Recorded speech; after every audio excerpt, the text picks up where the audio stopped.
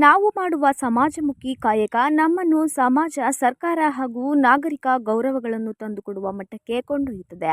ಭೂಮಿ, ಪರಿಸರ ನಂಬಿ ಮಿಶ್ರ ಬೇಸಾಯ ಕೈಗೊಂಡರೆ ರೈತರು ತಮ್ಮ ಬದುಕನ್ನು ಶ್ರೀಮಂತಗೊಳಿಸಿಕೊಳ್ಳಬಹುದಾಗಿದೆ ಎಂದು ಡಾಕ್ಟರ್ ರಂಗಸ್ವಾಮಿ ಅವರು ಸಲಹೆ ಮಾಡಿದರು. ಸನ್ಮಾನ ಸ್ವೀಕರಿಸಿ ಮಾತನಾಡಿದ ಅವರು, ನಾನು ಮತ್ತು ನನ್ನ ಕುಟುಂಬವೇ ಕೃಷಿ, ಹೈನುಗಾರಿಕೆ, ತೋಟಗಾರಿಕೆ ಮತ್ತು ಗಿಡಮರ ಕೃಷಿಯನ್ನು ಪ್ರೀತಿಸಿ ಇಷ್ಟಪಟ್ಟು ತೊಡಗಿಕೊಂಡಿರುವ ಹಿನ್ನೆಲೆ ನಮ್ಮನ್ನು ಅವು ಕಾಪಾಡಿ ಮತ್ತು ಇತರರಿಗೂ ಮಾರ್ಗದರ್ಶನ ಮಾಡುವ ನಿಟ್ಟಿನಲ್ಲಿ ಉತ್ತೇಜಿಸುತ್ತವೆ ಎಂದು ಆಶಯ ವ್ಯಕ್ತಪಡಿಸಿದರು. ಈಗ ಏನು ಕನ್ನಡ ರಾಜ್ಯೋತ್ಸವ ದಿನದಂದು ನಮ್ಮ ಕರ್ನಾಟಕ ಸರ್ಕಾರ ನನ್ನನ್ನು ಕೃಷಿಯಿಂದ ರಾಜ್ಯೋತ್ಸವ ಸಂದರ್ಭದಲ್ಲಿ ನನ್ನನ್ನು ಆಯ್ಕೆ ಮಾಡಿ ಆ ಸಂದರ್ಭದಲ್ಲಿ ನನಗೆ ಸನ್ಮಾನವನ್ನು ಮಾಡಿದ್ದಾರೆ. ನನ್ನ ಪ್ರಶಸ್ತಿಯನ್ನು ನನಗೆ ಕೊಟ್ಟಿರೋದು ಬಹಳ ಸಂತೋಷ. ಅದರಲ್ಲೂ ಈ ಸಾರಿ ಯಾವುದೇ ರೀತಿಯ ಅರ್ಜಿಯನ್ನು ಕರೀದೇನೆ ತಾನಾಗಿಯೇ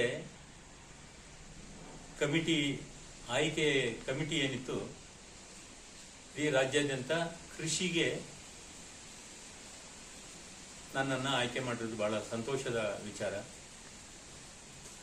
ಅದಕ್ಕೋಸ್ಕರ ನಾನು ಸರ್ಕಾರಕ್ಕೆ ಆಭಾರಿಯಾಗಿದ್ದೇನೆ ಅಂತ ಈ ಸಂದರ್ಭದಲ್ಲಿ ಹೇಳ್ತಾ ಬಂದಿದೆ. ಇದು ನನ್ನೊಬ್ಬನಿಗೆ ಅಲ್ಲ, ಇಡೀ ಕರ್ನಾಟಕದ ರೈತರಿಗೋಸ್ಕರ ಇದು ಸಲ್ಲಬೇಕು ಅಂತ ಹೇಳಿ ನಾನು ಸಂದರ್ಭದಲ್ಲಿ ಹೇಳ್ತಾ, ನಮ್ಮ ತಾಲೂಕಿನ ರೈತರಿಗೆ ಮತ್ತು ನಮ್ಮ ಸ್ನೇಹಿತರುಗಳಿಗೆ ಎಲ್ಲರಿಗೂ ಮತ್ತೊಮ್ಮೆ ವಂದಿಸ್ತಾ ನಾನು ಈ ಸಂದರ್ಭದಲ್ಲಿ ಹೇಳಲಿಕ್ಕೆ ಈ ಸಂದರ್ಭದಲ್ಲಿ ಪರಿಸರವಾದಿ ರಾಮಚಂದ್ರ ಹರ್ಷ ವ್ಯಕ್ತಪಡಿಸಿದರು.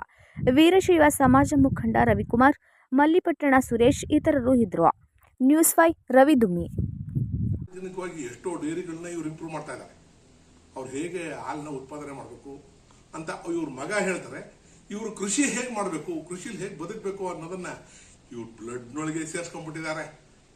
ಅದು ಹೆಮ್ಮೆ ವಿಚಾರ. ನಮಗೂ ಸಂತೋಷ. ಇಂಥವ್ರೊಬ್ರು ಇದಾರಲ್ಲ, ಇವ್ರ ಜೊತೆ ಕೂತ್ಕೊಳ್ಳೋದಕ್ಕೂ ಒಂದು ಅವಕಾಶ ಮಾಡಿಕೊಟ್ರಲ್ಲ, ಅದು ಹೆಮ್ಮೆ ವಿಚಾರ. ಹೀಗೆ